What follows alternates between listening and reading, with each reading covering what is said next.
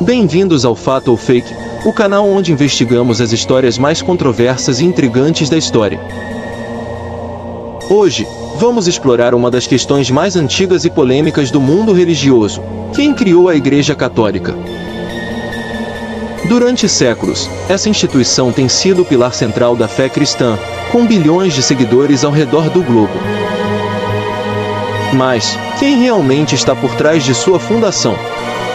Foi um simples desdobramento da fé cristã, ou há algo mais sombrio por trás de sua origem? Há teorias que afirmam que a verdadeira criação da Igreja Católica está envolta em mistérios, conspirações e decisões políticas ocultas. Será que o que nos foi contado ao longo dos séculos é a verdade, ou apenas uma fração dela? Prepare-se para mergulhar fundo em uma narrativa de poder, controle e segredos guardados por milênios. Mas afinal, quem realmente criou a Igreja Católica? Vamos investigar! A história oficial nos conta que a Igreja Católica tem suas raízes firmemente plantadas no solo do cristianismo primitivo, uma fé nascida do legado de Jesus Cristo e dos seus apóstolos. Após a crucificação de Jesus, seus discípulos espalharam seus ensinamentos por todo o Império Romano, enfrentando perseguições brutais e desafios constantes. Durante séculos, o cristianismo foi visto como uma seita rebelde, desafiando o poder de Roma e as religiões pagãs que dominavam a época. Mas aqui começa o mistério: como uma pequena seita, sem poder militar ou político, conseguiu sobreviver e prosperar, eventualmente se tornando a religião oficial do império mais poderoso do mundo? Seria o simples carisma da mensagem cristã, ou forças ocultas trabalharam nos bastidores para moldar o futuro da religião? Uma das figuras mais importantes nesse processo foi o imperador Constantino, cujo papel na consolidação da Igreja Católica permanece envolto em controvérsias. Antes de sua ascensão, o cristianismo estava fragmentado em diversas seitas e interpretações. Muitos teólogos e historiadores acreditam que Constantino viu na fé cristã uma oportunidade. Ao unir o império sob uma única religião, ele poderia fortalecer seu controle sobre as vastas e turbulentas províncias de Roma. Constantino não era apenas um imperador. Ele era um estrategista político habilidoso. Seu famoso Edito de Milão, em 313 d.C., garantiu liberdade religiosa em todo o Império Romano, mas a verdadeira virada ocorreu no Concílio de Niceia, em 325 d.C. Nesse concílio, Constantino convocou bispos de todo o Império para discutir a uniformização da doutrina cristã. Foi aqui que nasceu o embrião da Igreja Católica como a conhecemos hoje. Mas por que Constantino, que antes adorava deuses pagãos, se voltaria tão repentinamente ao cristianismo? Teria ele realmente se convertido após sua famosa visão da cruz antes da Batalha da Ponte Milvio, ou foi tudo parte de um plano cuidadosamente orquestrado para usar a fé cristã como uma ferramenta política? Documentos antigos e relatos controversos sugerem que Constantino pode ter manipulado as crenças dos primeiros cristãos para consolidar seu poder. Alguns especulam que ele não via o cristianismo como uma crença espiritual, mas como um instrumento de controle social. Durante o Concílio de Niceia, muitas doutrinas cristãs alternativas foram declaradas heréticas e banidas, enquanto uma versão oficial da fé cristã foi estabelecida. E aqui surge mais um mistério: quantas dessas decisões foram influenciadas diretamente pelo imperador? Ao moldar a religião de acordo com seus interesses, Constantino e os líderes cristãos da época estabeleceram as bases de uma instituição que não apenas sobreviveria, mas prosperaria por milênios. Teorias conspiratórias sugerem que a Igreja Católica foi, desde o início, um projeto político, criado para centralizar o poder em Roma e manter o controle sobre as massas. Alguns até afirmam que os ideais de fé e salvação foram manipulados e distorcidos para servir aos interesses de uma elite. Sob essa ótica, a verdadeira criação da Igreja Católica não foi um ato divino, mas sim o resultado de decisões pragmáticas, políticas e talvez até sombrias. E então, a pergunta que ecoa pelos corredores da história: foi Constantino o verdadeiro fundador da Igreja Católica? Ou haveria algo ou alguém por trás dele, manipulando as marionetes do poder, tecendo os fios que dariam origem à instituição mais poderosa da cristandade? A resposta a essa pergunta nos leva para uma rede complexa de conspirações, segredos e acordos ocultos. A Igreja Católica emergiu como a maior força religiosa do Ocidente, mas a que custo? Estaria ela fundamentada em interesses escusos, ocultos sob o véu da fé? Ou sua origem foi realmente inspirada por uma missão divina, guiada pelos ensinamentos de Cristo e seus apóstolos? Enquanto o Concílio de Nicéia consolidava a doutrina oficial da Igreja, muitos acreditam que havia forças muito mais poderosas do que o imperador Constantino envolvidas na formação da Igreja Católica. Para alguns teóricos da conspiração, a ascensão da Igreja como uma instituição organizada não foi apenas o resultado de um imperador visionário, mas de influências ocultas que trabalharam nos bastidores, moldando a história de acordo com seus próprios interesses. Segundo essas teorias, antes mesmo do cristianismo se consolidar, sociedades secretas e ordens misteriosas já atuavam na sombra. A ideia de que o cristianismo foi usado como uma ferramenta de poder para unificar o Império Romano levanta a hipótese de que existiria uma rede de influências externas à Igreja, envolvendo não apenas figuras políticas, mas também grupos secretos que buscavam controlar o destino do Império e, consequentemente, o curso da história ocidental. Esses grupos, alguns dizem, seriam precursores de sociedades que viriam a se destacar na história, como os Templários e até mesmo os Illuminati. Mas as ligações entre essas sociedades e a Igreja começam muito antes de sua ascensão ao poder. Documentos apócrifos escritos ocultos sugerem que o cristianismo original continha elementos esotéricos, derivados de tradições místicas anteriores, como o gnosticismo e o culto a mitos pagãos. No entanto, essas ideias foram reprimidas no Concílio de Nicéia, onde as doutrinas mais convenientes ao controle imperial foram escolhidas para compor a base do cristianismo.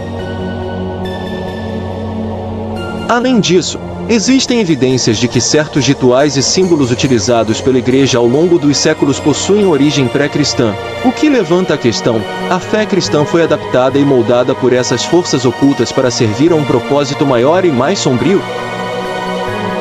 Alguns historiadores apontam para o uso de símbolos antigos, como o próprio símbolo da cruz, que teria sido utilizado muito antes do cristianismo surgir, em rituais pagãos associados ao poder e à morte. Será que o cristianismo, como conhecemos, é uma versão transformada de crenças muito mais antigas? Os defensores dessas teorias sugerem que a criação da Igreja Católica foi, em parte, um esforço para eliminar as ramificações mais perigosas do cristianismo primitivo. Doutrinas que enfatizavam a autonomia espiritual e a conexão direta com o divino foram suprimidas, enquanto a Igreja se transformava na única intermediária entre Deus e os homens. Isso consolidou não apenas o poder religioso, mas também o político da instituição. Um dos maiores mistérios envolvendo a criação da Igreja está relacionado ao desaparecimento de certos textos antigos. Durante o processo de unificação da doutrina cristã, muitos evangelhos escritos que não se encaixavam no novo modelo oficial foram declarados heréticos e destruídos. Alguns desses textos, como o Evangelho de Tomé e o Evangelho de Maria Madalena, ofereciam uma visão do cristianismo muito diferente daquela que foi canonizada pela Igreja Católica.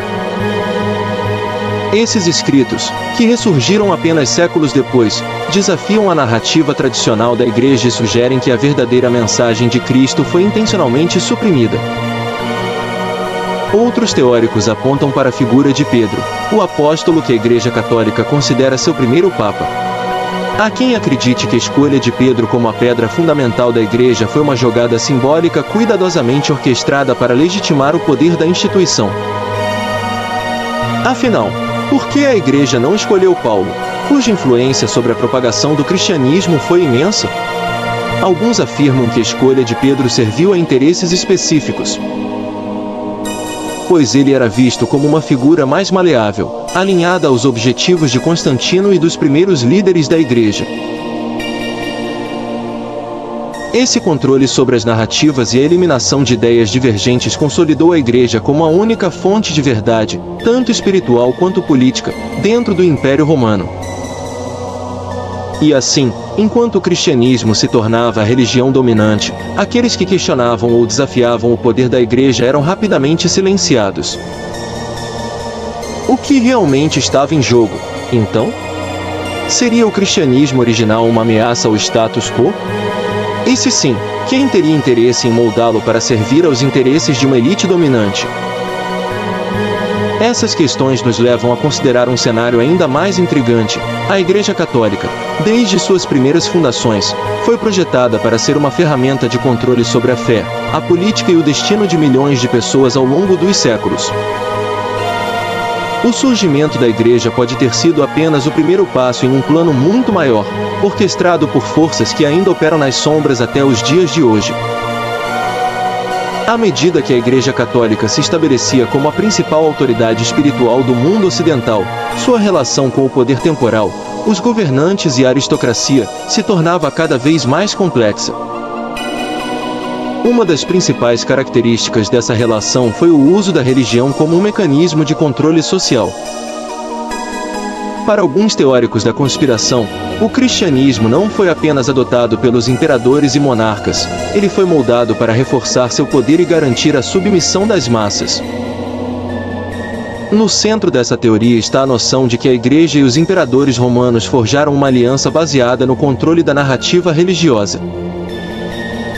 A doutrina cristã, enquanto era projetada para ser a religião oficial do império, teria sido alterada para garantir que as pessoas acreditassem na necessidade de uma hierarquia social rígida, com o imperador, ou, mais tarde, o Papa, no topo, legitimado por Deus. Um dos episódios mais emblemáticos dessa aliança entre Igreja e Estado foi o chamado Doação de Constantino. Segundo a lenda, o imperador Constantino, antes de morrer, teria concedido vastos territórios e poder ao Papa Silvestre e à Igreja de Roma. Este documento foi utilizado por séculos como justificativa para o poder temporal da Igreja, conferindo-lhe não apenas autoridade espiritual, mas também poder político e territorial. Porém, séculos mais tarde, em plena Renascença, o documento foi revelado como uma falsificação. Mas, se era falso, quem teria criado esse documento e com que propósito? Para muitos teóricos, a falsificação da doação de Constantino é uma evidência de uma conspiração bem organizada dentro da Igreja para garantir seu domínio sobre o mundo cristão. Quem estava por trás dessa manipulação? Alguns especulam que era uma facção secreta dentro da própria Igreja, que, ao ver a oportunidade de expandir o poder temporal da instituição, orquestrou uma fraude monumental. Outros afirmam que o próprio papado sabia da falsidade do documento, mas o usou deliberadamente para reforçar seu controle sobre os monarcas europeus. Essas conspirações se aprofundam quando se examina o papel da Igreja em coroar e destronar reis. Desde o início da Idade Média, o papado possuía a autoridade de legitimar a realeza, realizando coroações que eram vistas como a manifestação da vontade divina. Essa prática levanta uma questão inquietante: se a Igreja detinha o poder de coroar reis, até que ponto ela controlava os destinos das nações europeias? Um exemplo clássico dessa interferência é o caso do Sacro Império Romano Germânico, onde o imperador era coroado pelo Papa, estabelecendo uma simbiose entre poder temporal e espiritual. No entanto, essa relação nem sempre foi pacífica. Houve vários momentos em que papas e imperadores se enfrentaram em uma disputa pelo controle supremo. Um dos exemplos mais famosos foi a questão das investiduras, no século XI, quando o Papa Gregório VII excomungou o imperador Henrique IV, forçando-o a se submeter ao poder papal no famoso episódio da Caminhada à Canossa. Mas essas disputas podem ter sido parte de uma conspiração maior? Existem teorias que afirmam que essas lutas entre papas e imperadores eram, em muitos casos, encenações políticas para manter a população submissa e distraída dos verdadeiros mecanismos de poder. De acordo com essa visão, tanto a Igreja quanto os monarcas colaboravam secretamente, cada um desempenhando seu papel na manutenção de uma ordem social que garantisse seus interesses. O controle da educação e da cultura também era uma das ferramentas mais poderosas da Igreja. Durante séculos, a única fonte de conhecimento para grande parte da população europeia era a própria Igreja, que controlava escolas e universidades. A Escola Palatina, criada por Carlos Magno e supervisionada por clérigos, foi um exemplo de como a educação era usada para promover as ideias da Igreja e garantir que o conhecimento secular estivesse alinhado com a doutrina católica. Além disso, os monges copistas, responsáveis por transcrever manuscritos, tiveram um papel crucial na preservação e disseminação do conhecimento. No entanto, muitos acreditam que esses monges não transcreviam apenas textos religiosos, mas também os alteravam de forma sutil, eliminando ou modificando passagens que poderiam desafiar a autoridade da Igreja. Esse controle sobre o fluxo de informações permitiu à Igreja não apenas moldar a fé das pessoas, mas também influenciar o pensamento filosófico, científico e histórico de toda a Europa medieval. Os defensores dessa teoria sugerem que a Igreja ocultou muitos textos e conhecimentos que poderiam ter alterado o curso da história. Manuscritos heréticos, obras científicas que contradiziam a visão da Igreja e até mesmo escritos filosóficos que desafiavam a hierarquia estabelecida foram sistematicamente destruídos ou suprimidos. Um dos exemplos mais conhecidos é o caso de Galileu Galilei, que, ao propor uma visão heliocêntrica do universo, foi condenado pela Inquisição. Mas será que a Igreja realmente acreditava que a teoria heliocêntrica era herética? Ou havia interesses mais profundos em manter a visão geocêntrica, que reforçava a ideia de uma hierarquia divina com o Papa no centro? Seja através da falsificação de documentos, da manipulação de narrativas históricas ou do controle do conhecimento, a Igreja consolidou seu poder ao longo dos séculos, estabelecendo uma aliança duradoura com as elites governantes. Mas a questão permanece: essas ações foram parte de um plano deliberado para controlar o destino da humanidade? À medida que a Igreja Católica se estabelecia como uma instituição dominante, ela não apenas controlava o destino político das nações, mas também tinha um impacto profundo na vida cotidiana das pessoas. O poder da Igreja foi muito além das questões espirituais, estendendo-se para o controle social e cultural, moldando a forma como os indivíduos viam o mundo e interagiam com ele. Uma das ferramentas mais eficazes que a Igreja utilizou para manter seu controle foi a Inquisição, uma instituição criada para identificar e erradicar a heresia. Embora muitos conheçam a Inquisição como uma série de tribunais destinados a perseguir bruxas e hereges, o verdadeiro objetivo, de acordo com os teóricos da conspiração, era manter a população sob controle e garantir que qualquer desafio à autoridade da Igreja fosse rapidamente silenciado. Durante os séculos XIII e XIV, a Inquisição, sob a liderança dos dominicanos e franciscanos, estabeleceu uma rede de espionagem e denúncia. Através de processos muitas vezes brutais, indivíduos eram forçados a confessar crimes que não haviam cometido, com torturas físicas e psicológicas utilizadas para obter essas confissões. Esses métodos extremos eram justificados pelo medo de uma heresia que poderia minar a autoridade da Igreja, consequentemente, a ordem social que ela sustentava.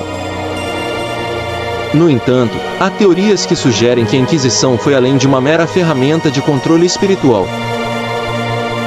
Para alguns, a Inquisição representava uma estratégia deliberada para eliminar qualquer forma de pensamento crítico que pudesse ameaçar a autoridade da Igreja.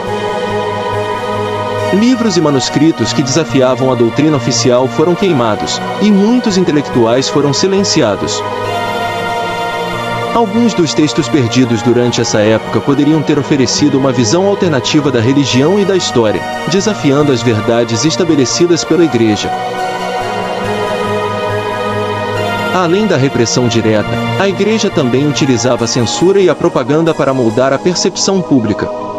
Através da arte e da literatura, a Igreja promoveu uma visão do mundo que sustentava seus próprios interesses. A pintura, por exemplo, foi usada para disseminar imagens de santos e milagres que reforçavam a ideia da intervenção divina e da necessidade de um intermediário terreno, o Papa, para alcançar a salvação.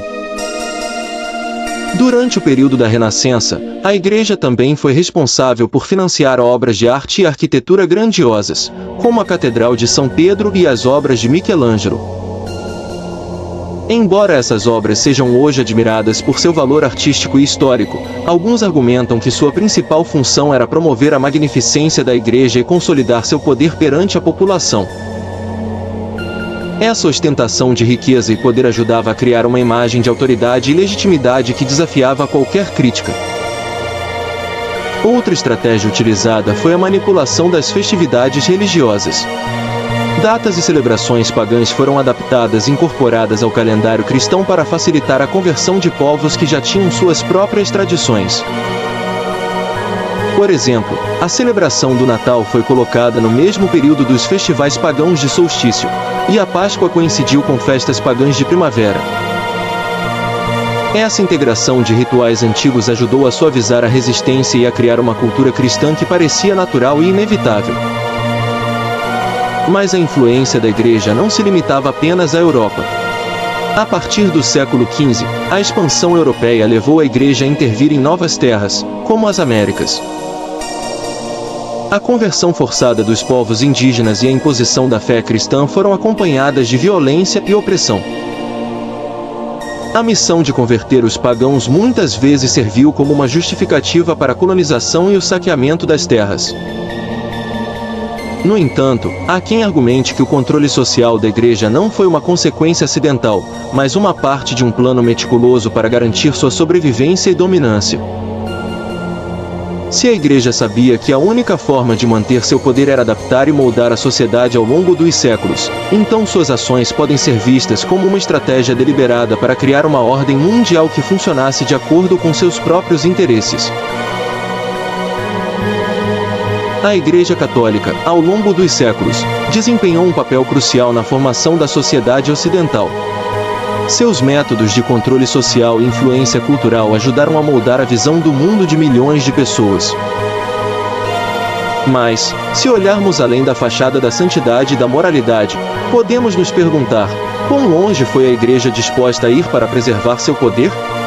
E quais segredos ainda permanecem ocultos, escondidos sob a superfície da história oficial? À medida que exploramos os meandros da influência da Igreja Católica ao longo dos séculos, chegamos a uma encruzilhada que pode desafiar nossas percepções mais básicas sobre a história. O poder e o controle exercidos pela Igreja não foram apenas uma consequência de sua posição, mas, segundo algumas teorias, foram o resultado de uma estratégia deliberada para moldar o mundo à sua imagem. No final da Idade Média e durante o início da Idade Moderna, a Igreja enfrentou novos desafios à sua autoridade, com o surgimento de movimentos reformistas e a crescente crítica ao seu poder. A Reforma Protestante, liderada por figuras como Martinho Lutero e João Calvino, representou uma ameaça significativa à hegemonia da Igreja. A ruptura que se seguiu não apenas dividiu a Europa religiosamente, mas também evidenciou a fragilidade da autoridade papal quando confrontada com uma resistência organizada. Nesse período tumultuado, algumas teorias sugerem que a Igreja começou a adotar métodos mais sutis para manter sua influência.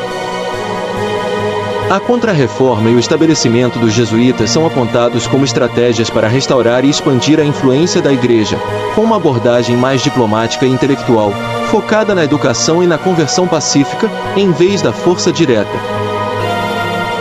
Porém, há especulações de que, além dessas estratégias visíveis, existiram manobras mais secretas e esotéricas.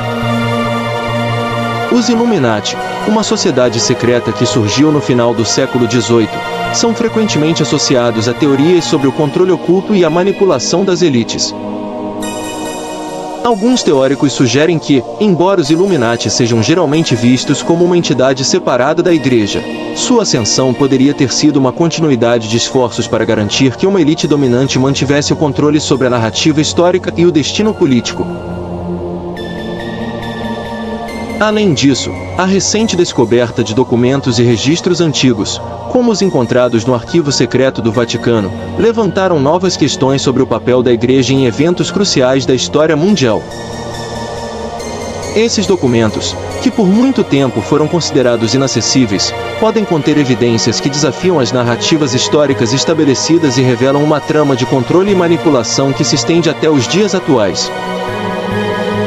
O verdadeiro clímax da teoria da conspiração talvez resida na ideia de que a criação e evolução da Igreja Católica foram apenas o início de uma estratégia de longo prazo para controlar não apenas a espiritualidade das pessoas, mas também o seu entendimento sobre o mundo. Se a Igreja realmente moldou o curso da história para servir a seus próprios interesses, então as questões que surgem são profundas. Quais são as verdadeiras intenções dos líderes e das instituições que moldam nossa visão da realidade? E até que ponto estamos cientes das forças que atuam nos bastidores, influenciando nossas crenças e decisões? O mistério da criação da Igreja Católica, com sua complexa rede de interesses políticos, sociais e espirituais, deixa muitas perguntas sem resposta. Ao olhar para o passado, é crucial lembrar que a verdade pode ser mais complexa e mais perturbadora do que as versões simplificadas da história que nos são apresentadas. A história que conhecemos é a única história que conhecemos, mas há muitas camadas ocultas que podem mudar nossa compreensão do que realmente aconteceu.